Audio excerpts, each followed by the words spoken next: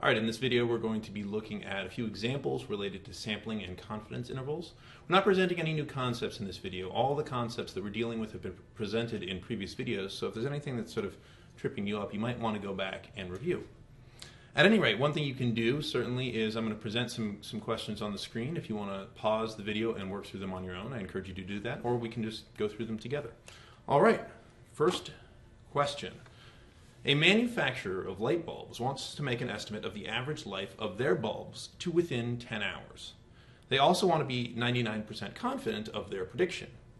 How many of their bulbs do they need to test in order to be able to get their prediction down to 10 hours with 99% confidence? And we're going to assume a standard deviation of 100 hours on the life of those bulbs.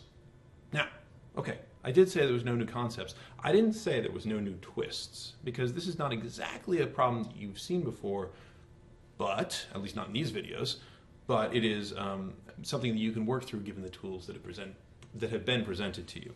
Okay, so let's start off with the information that we need. Well, we want to be able to, we're going to take a sample, we know that. We don't know the sample size. That's sort of our big question, so I'm going to write that down here. Say n equals, we don't know, something. And that's what we're trying to figure out. We don't really care what we end up estimating, but we do know that we need to get our estimate, our confidence interval down to 10 hours in either direction. We're going to call this our margin of error.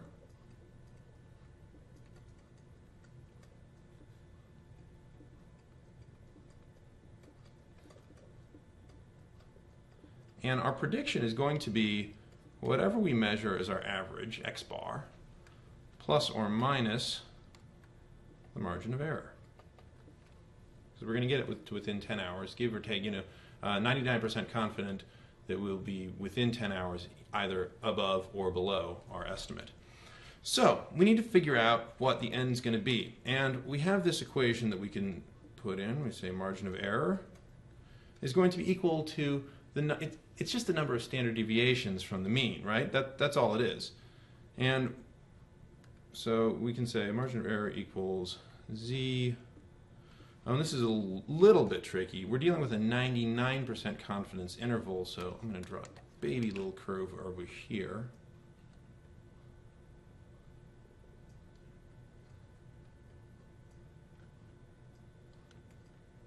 Trying to figure out the number of standard deviations we can be from the mean. And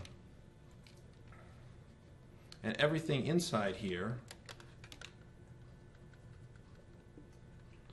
all of this is 99%. It's our confidence interval, meaning out here, this is going to be half of 1%. So it's going to be 0.5%, also known as 0.005. So 0.005 times standard deviation divided by square root of n. A lot of this stuff we have or we can easily get. Margin of error, 10 hours. We have that. It was given to us. Our z value for 0.005, well, we can just look up that. We can look that up in our table. This is the number of standard deviations we're going to be from the mean. So we need to find something that, let's look up 0.995. Getting close, getting close. All right, it looks like it's somewhere between 2.57 and 2.58, so we'll call this 2.575 here for the z value. And we have a standard deviation of 100 divided by our square root of n, which is unknown. So we can just use a little bit of algebra to solve this. We're going to multiply both sides by the square root of n. So now we have 10 times the square root of n equals 2.575 times 100.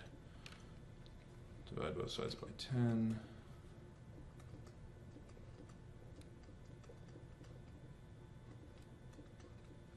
And square both sides, so we can get n isolated by itself. I'm not exactly sure what 2.575 squared is, but we get, I'm just simplifying a little bit, this becomes 10,000, this becomes 100. Cancel it out, and we get 2.575 squared times 100, and I already did this calculation, n equals 663.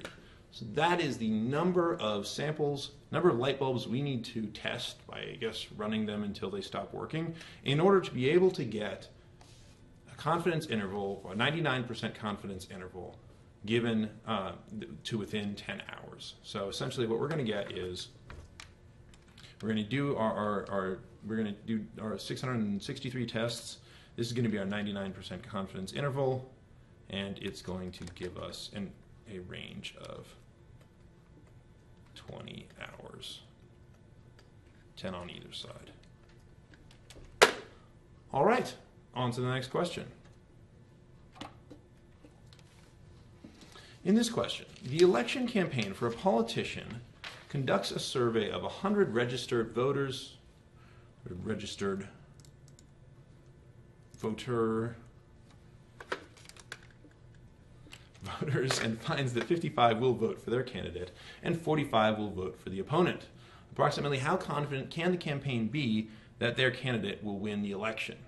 How confident can the campaign be that their candidate will win the election? All right, so this one is kind of tricky. It might throw you for a loop.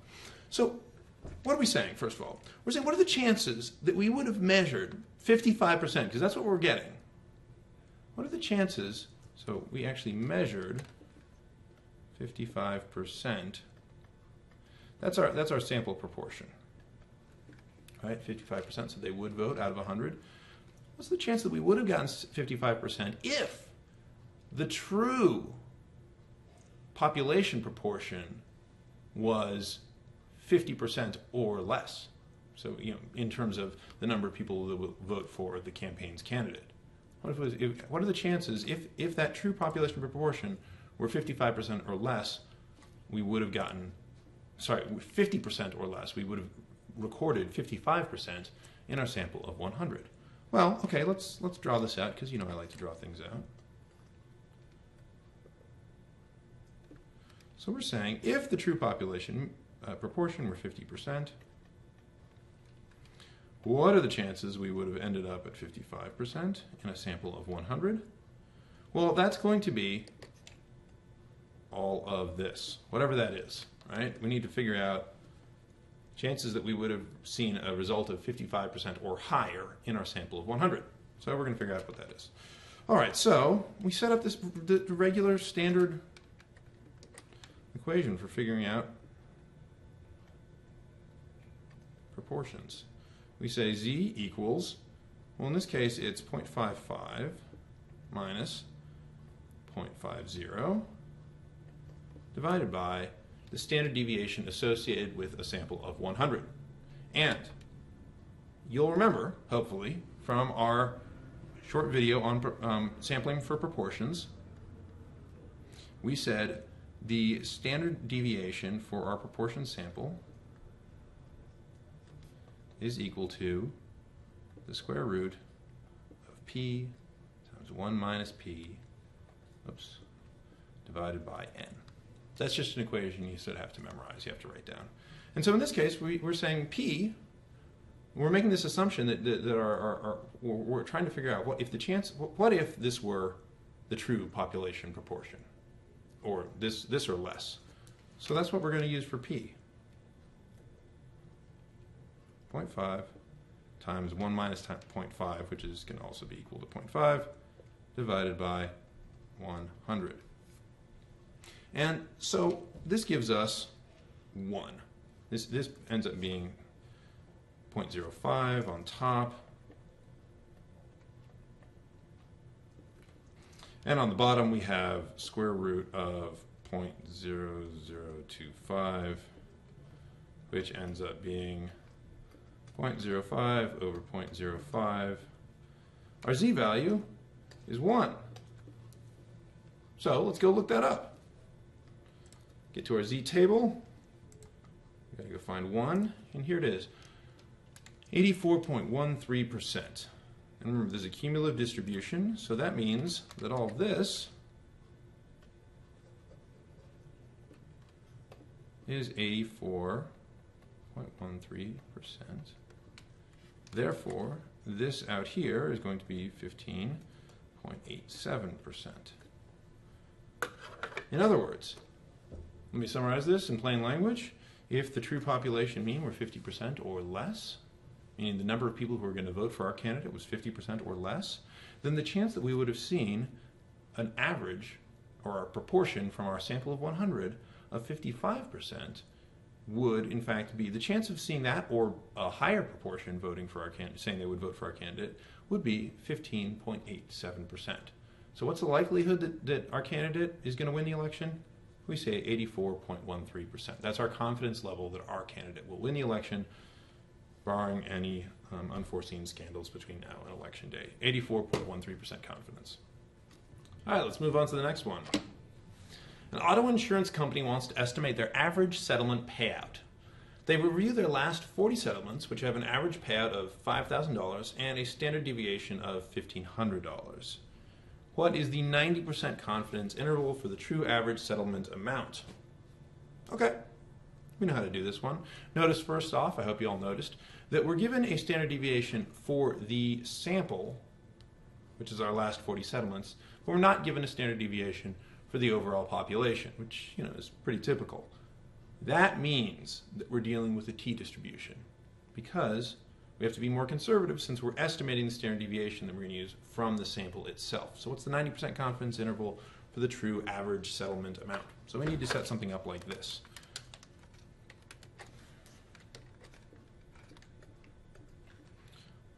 Our average from the sample, plus or minus a t-value, and the t-value is going to be, okay, this is a confidence interval, 90% confidence interval, therefore on either side there's going to be 5% uncertainty. We have total uncertainty of 10%, but on either side it's going to be 5%. So we need to find the standard number of standard deviations that is going to lead us to 5%, either to the right or to the left of that number of standard deviations. So we're going to use 0.05 as our alpha. That's our overall alpha divided by 2. And degrees of freedom, which you'll remember is n minus 1 is equal to your degrees of freedom. Our n is 40, so our degrees of freedom is going to be 39, times our sample standard deviation divided by the square root of n. All right, so let's plug in numbers here. We have $5,000 plus or minus. We got to go find this value in our t-table. So let's start off by finding the alpha that we're interested in. It's going to be, since we're using alpha divided by 2, we're using 0.05. Because remember that just to review,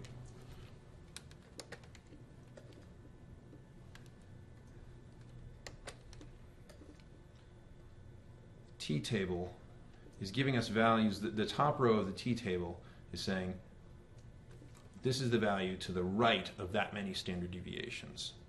And the standard deviations come in the middle of the table. So we say, okay, we're looking for 0.05 to the right of a certain number of standard deviations. And so we're in this column here. Our degrees of freedom was 39, since our n was 40. So this is the number of standard deviations, 1.685.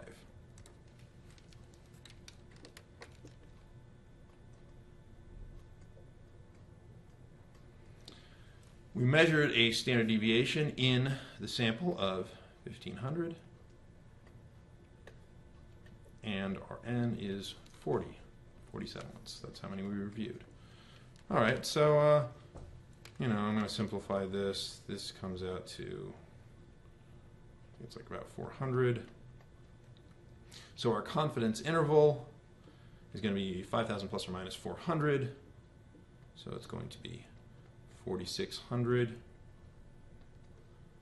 to 5,400. That is our 90% confidence interval. We can say with 90% certainty, our actual average settlement payout for all of our settlements, not just the 40 we reviewed, is going to be somewhere in between $4,600 and $5,400. That was quick. Let's do another one. Last one. You operate a restaurant and want to estimate the proportion of reservations which end up as cancellations or no-shows to within 5% with 95% confidence. Okay, so we're saying We want to know the percentage that end up as no-shows or cancellations to within 5% of the actual number, and we need to have 95% confidence. So we're going to do a confidence interval, 95% confidence interval. How many reservations do you need to review? Okay, it's one of these again, like the first example. All right, so let's think about this one first of all. This is a little bit gnarly, actually. Well, we know our margin of error. Our margin of error is going to be 5%, right? And we know that this is going to be a 95% confidence interval. So we're going to have an alpha over 2 equals 0.025. Okay, well, let's set up our equation, because I think, as far as I know, that's all we got. N is unknown. All right, well, okay. Let's just figure out how we calculate our confidence interval. Its margin of error is going to be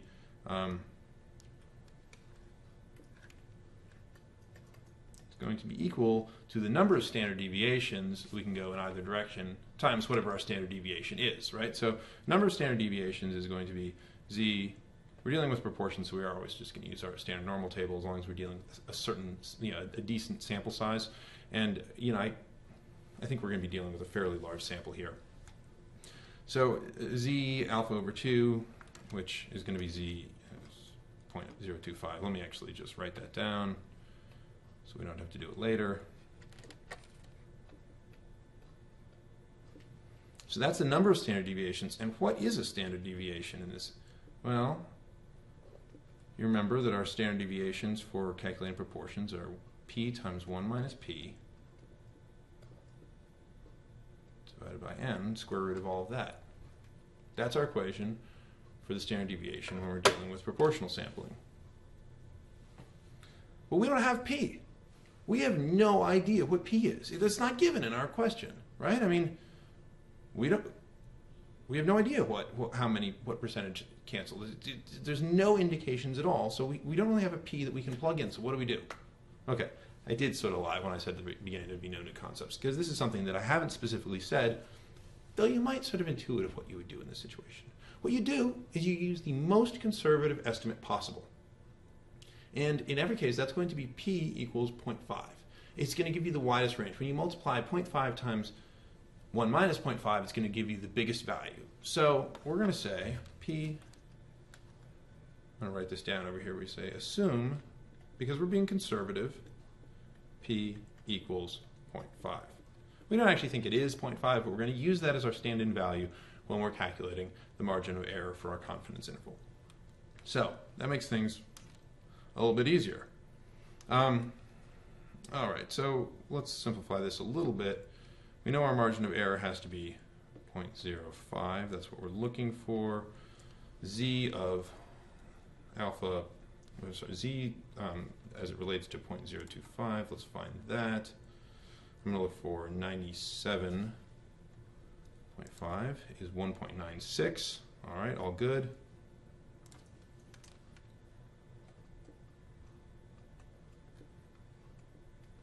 Times, and this is going to be square root of 0.25 divided by n. So let's square everything, and we get 0.0025 equals 3.8416, according to what I've got written down here, times 0.25 divided by n. And, doing a little bit of algebra here, we're going to get n is approximately equal to 384.16, just based on the way all this works out. That is the sample size that we need to get to give us a 95% confidence interval, where the total range of that confidence interval is 10%. In other words, 5% in either direction. So, what's the main takeaway from here? If you don't have a p and you're dealing with proportions, just go the most conservative you can go, which is estimating a p of 0.5. That's the last of our examples. Like I said, if there's anything that's confusing to you, I recommend reviewing some of the previous videos on sampling proportions, sampling distributions, and hopefully that'll get you to a place where you can solve these on your own.